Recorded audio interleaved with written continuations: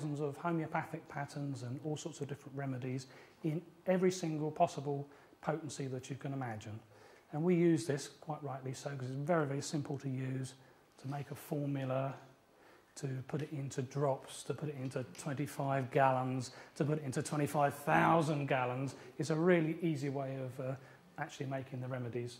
And the great thing is we can add and subtract to our formulas, mess around, take a copy of that formula, move to create another formula, add extra bits, see how that's worked. So it's a really fun thing to play with. And we have about 450 practitioners out there already, about 50 of them doctors, homeopathic doctors, using all of this stuff. And the great feedback is that they've actually been able to use their intuitive ability and their creative ability to make some really fantastic formulas for doing all sorts of things. All my hairs are standing on end now because of, I'm just remembering some of the stories that I've heard. It really is very exciting. And there is no limit to the creativity of this particular device. If you can imagine any problem that you've got, that you've experienced or heard of today, and then by asking your peers and by looking at the internet, by asking the teachers and mentors who know all this stuff, in a very, very short space of time, you'll have 80% of the solution. A couple of days' work, you'll have 80% of the solution, if not more. And it's just that last bit of the solution that you can pick and choose and mess around and make a formula that is so fantastic and so unique that people have actually started to pattern some of the formulas that they've made on our system. We even supplied a number of remedies on there which are unique to Dr. Clark. We've supplied those remedies to Dr. Clark, and she's done all of her testing with our remedies supplied from this machine. Not all of the remedies, there's about half a dozen that she couldn't get hold of. So we made them up on this system, and she's been using, she's dead now, bless her, but thank you for her work. Is that then called what Dr. Clark says is the Zapper? No, this is our machine that we make.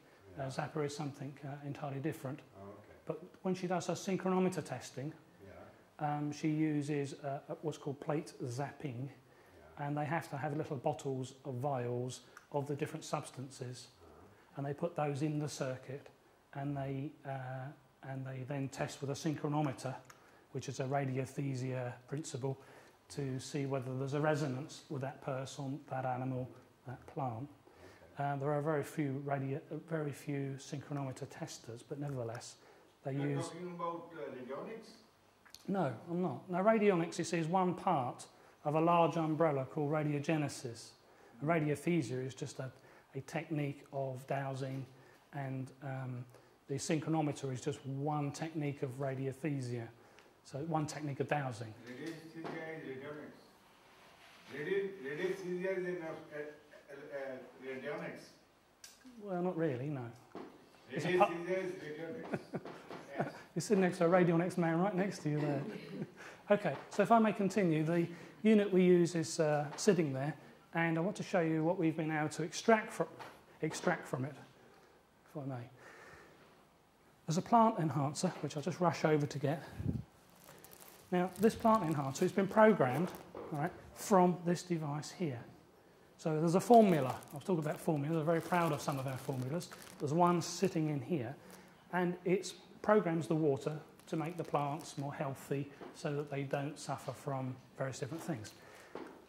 An example here was, this is a poisonetta, or poinsettia, as they say, and the one on the left and the one on the right were purchased at exactly the same time, just before Christmas, and we put the left one on the plant enhancer and let the control one on the right-hand side.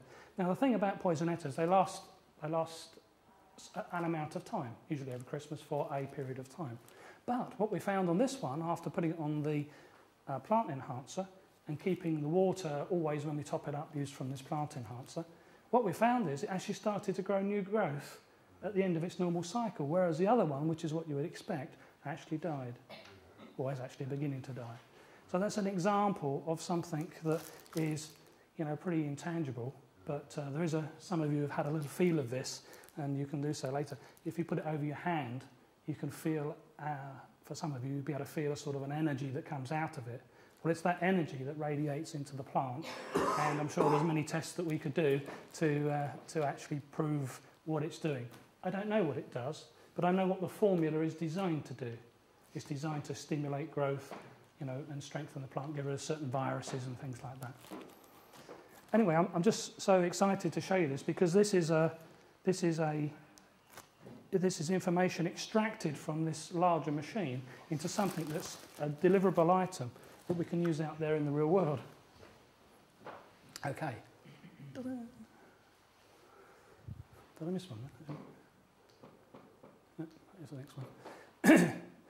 We've got another device, which we haven't actually sold any, but I built one anyway. Had it for about 18 months, so it shows you our marketing skills. And this is, again, programmed from this device. But it can be, and I hope that some of you may even take up the gauntlet, the challenge, it can be programmed with any sort of formula, a single remedy even, a complex remedy, and we can actually wrap the area around a 3-inch pipe, 75mm pipe. So whatever volume you can get through a 75mm pipe will be potentized because the area was about that long. We've got a company, a cooperative, somebody mentioned cooperatives and how useful they are. There's one in Canada. It's got at least 1,000 farmers, and it might actually be 10,000, but I'm sticking with 1,000 at the moment. And they have irrigation problems for their plants, and they'd like to use this to wrap around the irrigation pipes from the pump that goes out to the field. And we can put in what we like, or they can put in what they like. They can get rid of this, extend the life of this, increase this. It's just a fantastic opportunity to play with. We've got no particular ideas at the moment, but it's just something I want to show you. This is a little experiment we did at home in the backyard, and it's an organic patch made up of railway sleepers and just thrown in a load of earth. But around it, inside, there is this wire, two wires, which are just mains cable that you would find just running around the floor there. So it's just 2 lengths of mains cable, and it's terminated into a coil. And then this little beauty here, same technology, but it's just battery powered. Okay, so you can put it anywhere. Somebody's already asked me, you know, can they have one because they've got no power anywhere? So can we just charge the device up with patterns of your choice again and put the battery in? It lasts for about 3 months with one set of small batteries. And it radiates out into this coil, which obviously stimulates the growth. Now the great thing is, and this was a bit of a shock, but actually a very nice shock. 2 weeks growth, there it is sitting up there, 2 weeks growth. Now, the thing was, when we switched it on, okay, there was no perceivable feel that I could feel. I'm a very sensitive guy, I'm very kinesthetic, touchy-feely, and I couldn't really sense that I'd switched it on. Okay, I came back the next day, and this was in the afternoon, I came back the next day, it was maybe 12 to 24 hours later, and I noticed that the energetic field that this had created had moved out by about 5 meters. So as I walked down towards this thing, I came into this wall of energy, which enclosed the whole thing. And this, 4 weeks later, looked like that. Now there's some healthy leaves there. Probably no fruit, but I mean the leaves are fantastic. I hear fruit's coming, yes, because the fruit is there. So these are the fruits. I mean, I don't know whether this is right or wrong because I'm not a gardener, so there might be discoloration there, and there's obviously a few other little critters there enjoying the benefits of the food, which is great, and also a courgette sticking down there. Is this a courgette? It's a marrow. Yeah, was it a courgette just left? Could have been, couldn't it? Anyway, so that was just our first inroad, personally, my partner and I, our first inroad in just to seeing how that might work for us. Since then, we've moved house, and we've just done the same thing again, and I will show you oops, something else. Okay, now, interestingly enough, you've all talked about silica earlier on. Now, we've discovered this for ourselves, but in a different way. We make another product, and our byproduct is this stuff here, which we don't know what to do with. There's a special recipe of quartz crystal in here. There's at least 80 different quartz crystals in here, including golds and rubies and all sorts of different things, crushed up into this powder. Yeah. Right. It must be very expensive. It's not actually, no. Well, yes, actually, it's actually a small fortune it costs, yeah. It costs you. But the thing about it is, it can be potentized easily, and it can be sprinkled around. Now, I've done some quick dowsing things, just to see, how much of this we would need for a hectare-acre and things like that. And it's actually very small. I was surprised, and I was delighted also by the fact that some of you have got tree problems and you can't get irrigation out there. So I wonder whether, something like this, potentized, could be placed in a suitable place around the tree or in the tree or in a little hole or something. What we've done is we've taken that, we've mixed it in with earth straight from the ground and a bit of a compost and some of that in a cement mixer and then put it back into the ground again. And the plants that have grown in this particular place are everywhere. They're prolific. I haven't got a picture, and I should have taken a picture earlier on in the year when it was all, all very growing. It's at the end of the season now. But the point is, this stuff is obviously a high mineral content, but it's also got an incredibly high energy content, which there must be something to do with it. We must be able to find a way of utilising this fantastic dust, or whatever it's going to be called. We haven't even got a name for it. It's called a compound, that's what we call it. Anyway, if you've got any thoughts or any problems that you'd like to try this with, we have some compound. We even have some you can just take away if you want. What is the origin of this stuff then? Origin? It contains lots of different kinds of crystal, but... A special recipe of crystal, actually. So it's a recipe bringing quartz and silica from different rock types, is it? Yes, essentially it is. There's every crystal that's in jewellery crystal that you can imagine, not everyone, many of them, including gold, are actually in this substance. In fact, you can look through it with a magnifying glass and you can see just these amazing different minerals that are all sort of glittering there and in the background. Anyway, there's some out there. I've got 4 or 5 bags for those who would really keen, but I need your names and addresses before you just take them. Okay, I'll move on because I've got just a couple of more things I'd like to show you. This is some weed control stuff that we did in Sweden with the Swedish Land University, SLU. And they were very precise over there in their experimentation. And we set up this transmitter, which you would call a broadcast transmitter. I think that will be the name. This is a broadcast transmitter. Is made up there, sits on a post, and around the outside of this field, which is probably 6 acres or something, 6 acres, there are 4 of these little ones here, basically, sitting in a post as a delineation for the actual energy of the field, which you could feel because you could walk through this line, this invisible line, and you can have a sense that this whole field was connected to this centre box. Now we can put into there all sorts of different things, and we have done so. And we've had carrot crops and potato crops. And the carrots have been the best carrots you've ever tasted.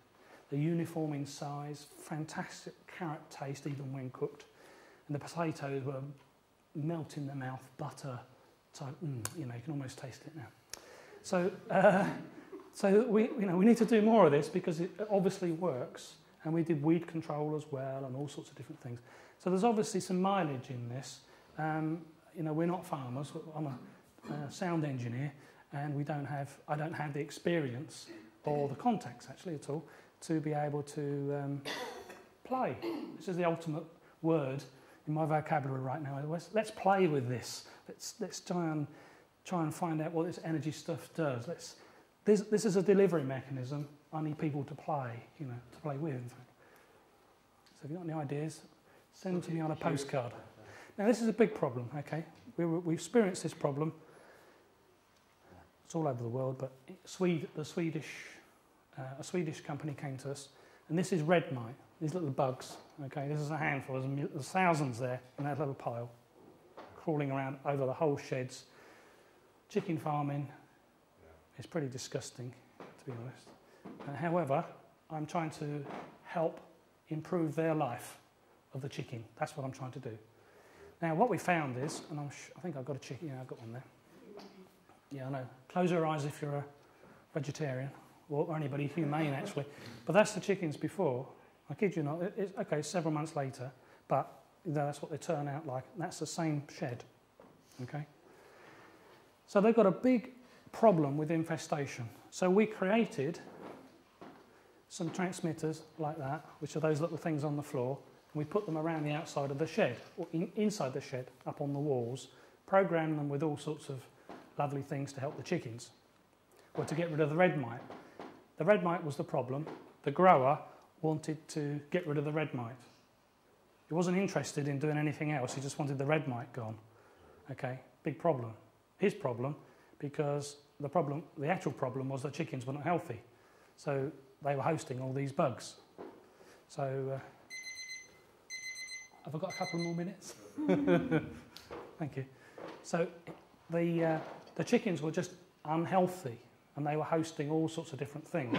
So when we started to analyse what was going on in this shed, we found all sorts of different things. The food was wrong, the overcrowding was just unbelievable.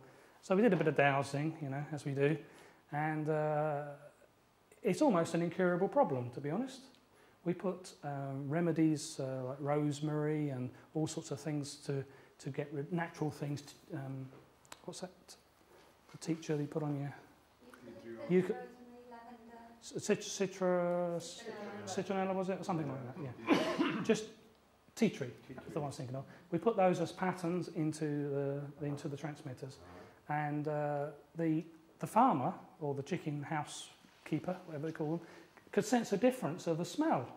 And this is done, you know, in the transmitter from the library, programmed via a laptop into this device. And over a period of time, we're talking just a few days, the whole energy of the place would change. But they still kept their old practices, overcrowding, bad food, and all the rest of it. And although we stabilised the red mite situation, in fact we've got over 40 transmitters now, 40 transmitters like, we've upped our game a bit now. So our transmitters look like this now. So it's more or less like this one, modular construction, more or less like that. But the aerial goes along there, and this shed is 120 metres long and 24 metres wide.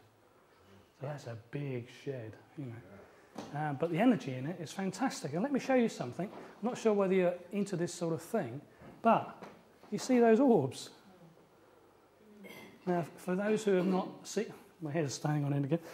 For those who have not got involved with the orbs, well, what can I say? I don't think anybody knows what they are, but there's something to do with some sort of intelligence that is interested in helping us in a way. And they're seen all over the world, and there's books on orbs, but we just happened to capture one in this picture, and this was the day we switched it all on.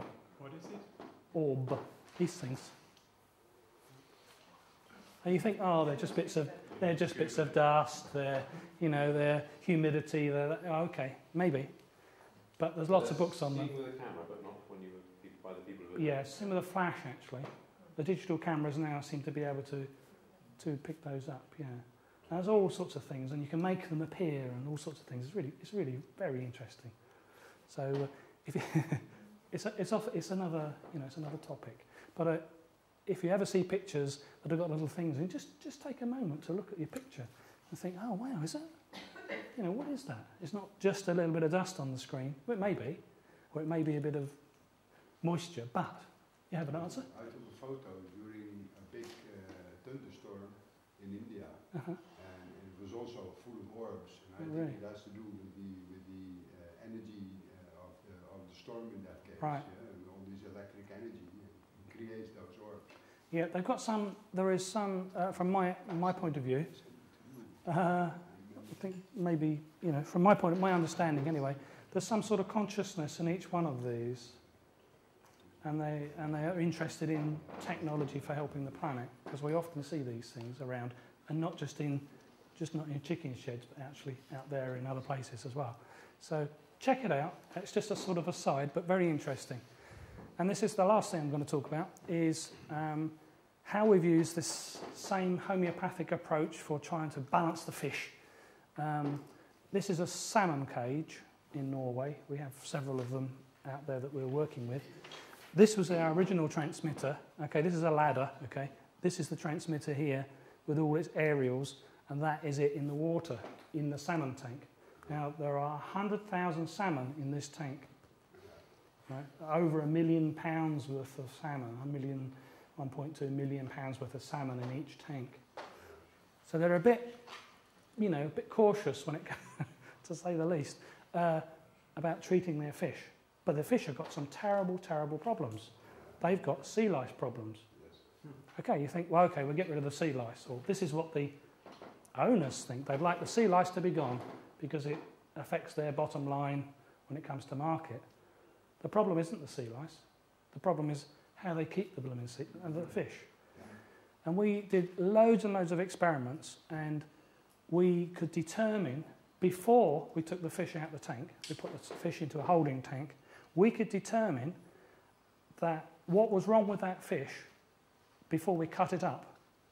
And we would cut those fish up right there and then to see whether we were right. And we created all this documentation on these graphs of what was going on with, you know, the liver, the gills, the main blood system, and the various different other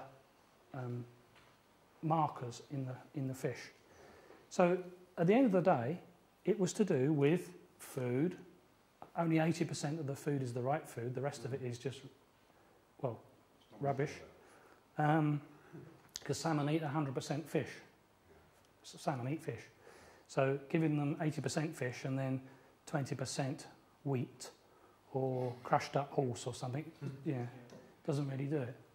So they're becoming sick, and then the farm or the chemical companies put into the food special things, special chemicals for getting rid of sea lice. Well, this changes all of the blooming chemistry of the fish, and then, you know, and. So although we did these experiments, we rapidly, after a couple of months, 6 or 7 months, although we reduced the sea lice problem, it wasn't, you know, that wasn't really the problem. The problem was that everything else, the way that we were keeping these fish was dreadful. But they still do it. There's at least 4,000 cages in Norway alone. 4,000 times 100,000 fish. It's a big problem. So anyway, we've enjoyed our exposure to this because we've had to look at how to make formulas for fish. Formulas that, you know, people like you and me can sit down and make, looking at the internet. How do we improve the slime on the fish to make the sea lice go away and all this sort of thing? That's what we were doing, and we had great fun. But the sad thing was, actually, the farmer, he was not interested in that. He was interested in the bottom line and how can we get rid of the sea lice. And really, that's where it hangs. Does your apprentice transmit the medicine from here to Pakistan? Please again? Does your apprentice can transmit or broadcast the medicine from here to anywhere in other country? Yeah. Yeah. Yes, it can. Yeah, it is a better version of Dr. Bruce Coppel's theory, radionics. Yeah, I know Bruce, yeah. I used to build radionic instruments, just to let you know. It's a radionic instrument. It's not a radionic instrument, no. It is not a radionic instrument? No, definitely not. So how can it it's nothing to do with... Radionics is the ability to convert a pattern... No, Dr. Bruce Coppel was also saying that you can hear, and I am in there, you can have the medicine in your home. That's true. It's not to do with radionics. There are many different healing disciplines that allow you to do exactly the same And thing. he was also saying that this is radionics, but I met him. What radionics does do that, but Radiesthesia. no, He radiesthesia. has given me 3 books. Can I come back to you in a minute at the end? Radiesthesia is dowsing, okay, with a pendulum. Radionics is the ability to convert a pattern, like arnica, into a stream of numbers, feed it into a machine that has a certain mechanism for transmitting that at a distance. Thank you. But it's not the only thing that allows you to transmit healing at a distance. Many disciplines, most of us here, Yes. can do that Yeah, anyway. It's just that radionics does it as well, and so do many other machines that are not radionic. There's a thing called, there's an umbrella term called radiogenesis that all of these different disciplines sit in. They all have the same ability to use a quantum bridge to the recipient, whether it's a fish or whether it's your family at home. They all use this quantum bridge, which is, there's an experiment called the non-locality of photons experiment, where you can split a photon, send it around the world, work on this photon over here, which is its brother. As you work on this one, that one changes, although it's halfway around the world. You know, it's a scientific experiment been done for, God, must be 15 years now. So there's this non-locality, the ability to transmit information and energy using a quantum bridge at a distance. It's you know, there's lots of things that can do that these days. A bit of a semantics, really. I think I know where our doctor is coming from here, but in general, there's instruments and machines of various designs, and we can give them all sorts of titles, whether it's radionics, ionic, and whatever. Onyx. Onyx, yeah, exactly. Just leave it there, can't we? Yeah, no, it's very good. That's a good summary.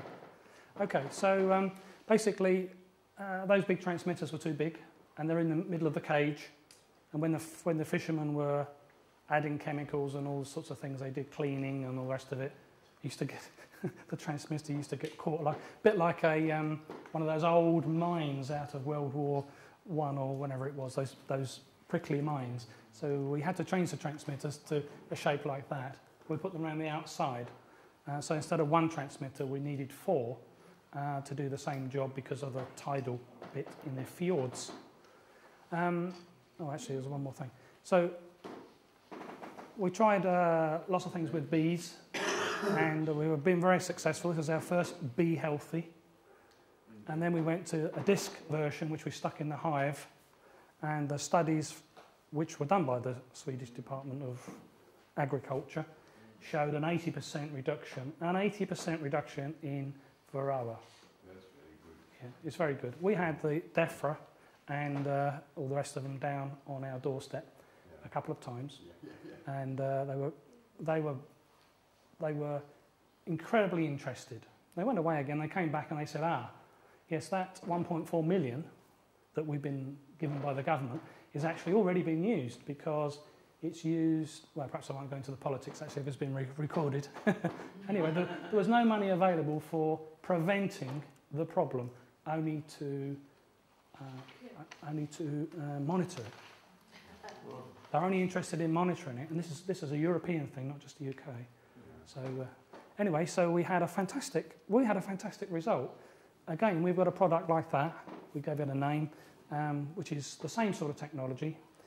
It lasts forever. It doesn't deteriorate with age.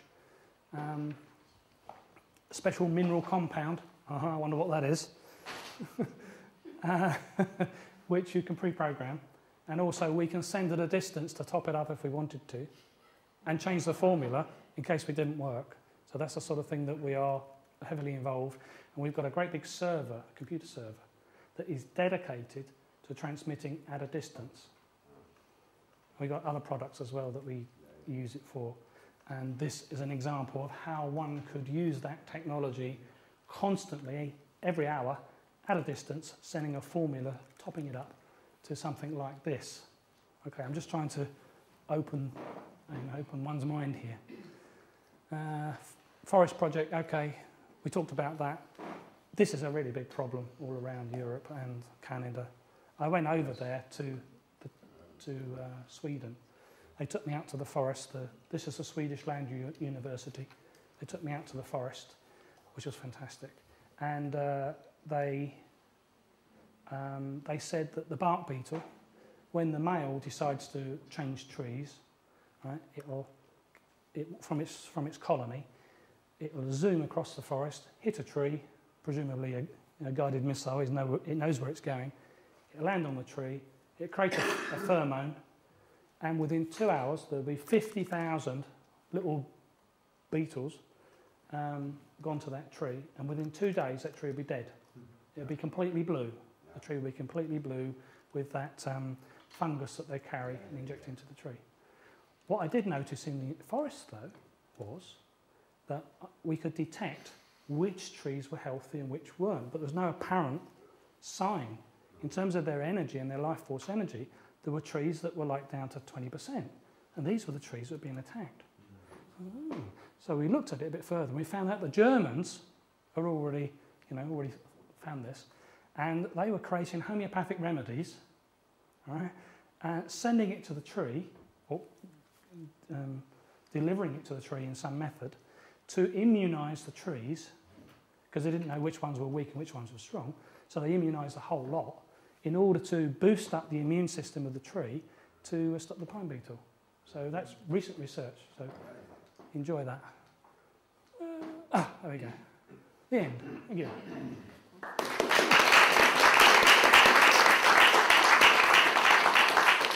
So please pick up.